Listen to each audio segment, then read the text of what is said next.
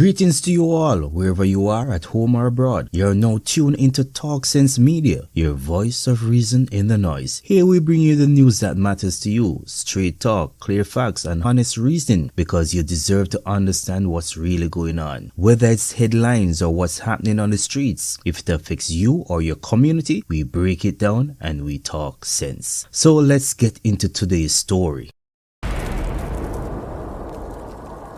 Did Isat Buchanan disrespect the people of Portland, my homegrown parish? Well, recently I came across a short clip of Buchanan, the aspiring member of parliament for Portland representing the People's National Party, and I had to pause. I listened and I listened again. Now I'll be playing the clip for you in just a moment, but here's what he said, and I quote, "They don't have the capacity to understand." Yes, that's what the man said. So when the people say we not see your manifesto, you can't we call the election if you want to know everything what go on. The only reason why I'm able to put out my thoughts and ideas is because there are people around who can't interpret and appreciate what it is. The capacity is not so where in where I am in the east.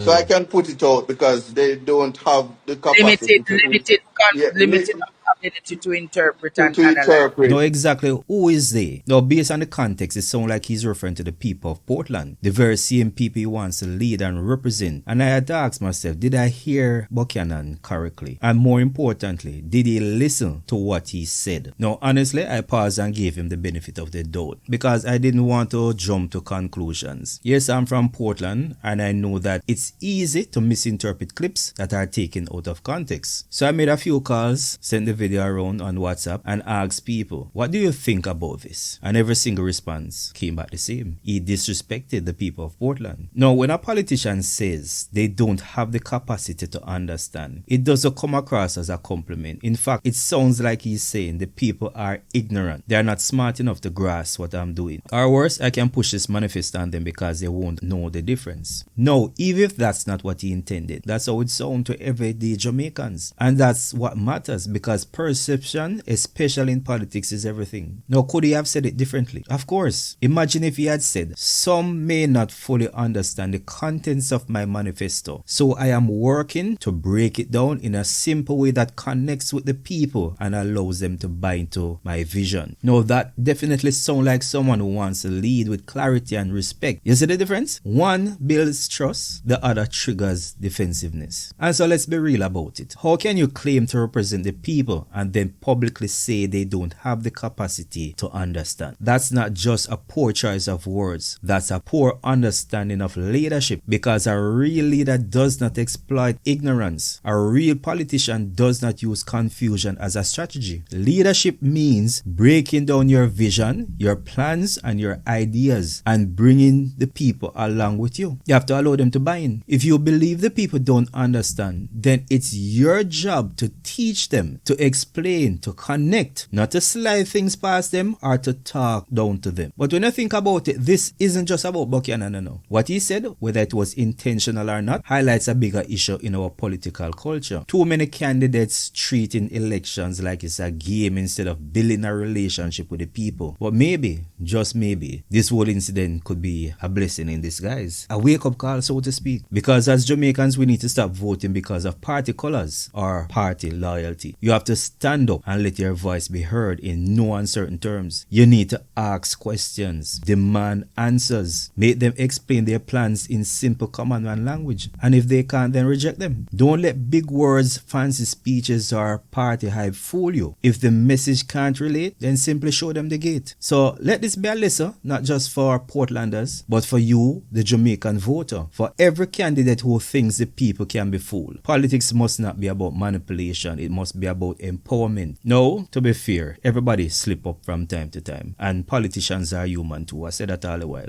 But when you're running for public office, every word counts, because your words reveal how you truly see the people. So, Portland people and Jamaicans at large, how do you really feel about what Buchanan said? Do you believe he misspoke, or did he reveal a mindset that voters should be concerned about? Let's talk about it in the comments. Now, if you found value in this breakdown, go ahead and hit that subscribe button, drop a comment, and share this video with someone who needs to hear it. This is Talk Sense Media, your voice of reason in the noise.